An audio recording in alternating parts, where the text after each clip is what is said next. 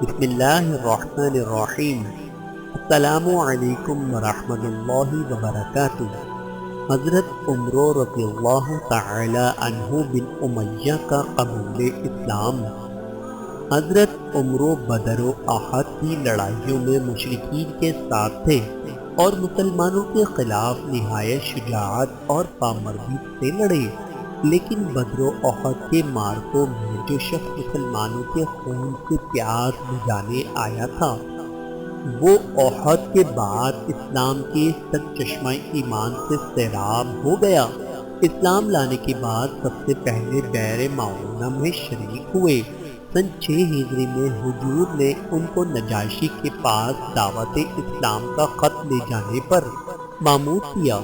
اس خط میں دعوت اسلام کے علاوہ مہاجرین کی میزبانی کی سفارش اور حضرت ام حبیبہ رضی اللہ تعالی عنہا کے ساتھ نکاح کا پیغام بھی تھا۔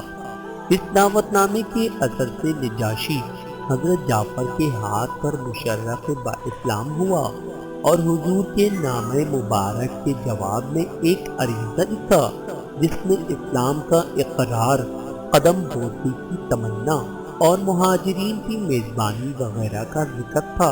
اس کے بعد نجاشی نے حضرت ام حبیبہ کو حضور صلی اللہ علیہ وآلہ وسلم کی طرف سے نکاح کا پیغام دیا اور خود حضور کی طرف سے وکیل بنا، اور نکاح کے بعد آپ صلی اللہ علیہ وآلہ وسلم کی طرف سے 400 دینار مہر معجل ادا کیا۔